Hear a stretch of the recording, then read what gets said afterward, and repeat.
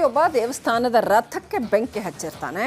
ರಥವನ್ನ ಗ್ರಾಮಸ್ಥರು ಸೇರಿ ಒಂದು ಅಂತ್ಯಕ್ರಿಯೆ ರೀತಿಯಲ್ಲಿ ನೆರವೇರಿಸಿ ಅದಕ್ಕೆ ಅಂತ್ಯ ಸಂಸ್ಕಾರ ಪೂಜೆ ಎಲ್ಲ ಮಾಡ್ತಾರೆ.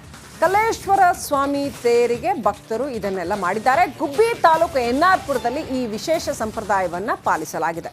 ತುಮಕೂರು ಜಿಲ್ಲೆ ಗುಬ್ಬಿ ತಾಲೂಕಿನ ಎನ್ಆರ್ಪುರ ಗ್ರಾಮದಲ್ಲಿ 5 ದಿನಗಳ ಹಿಂದೆ ಆರೋಪಿ ರಥಕ್ಕೆ ಬೆಂಕಿ ಇಟ್ಟಿದ್ದ. ರಥ ಸಂಪೂರ್ಣವಾಗಿ ಬೆಂಕಿಗೆ ಆಹುತಿಯಾಗಿತ್ತು. ಆ ಸುಟ್ಟ ರಥಕ್ಕೆ ಈಗ ಪೂಜೆ ಸಲ್ಲಿಸಿ ಅದನ್ನು ಮಣ್ಣಿನಲ್ಲಿ ಹಾಕಿ ಮುಚ್ಚಿದ್ದಾರೆ.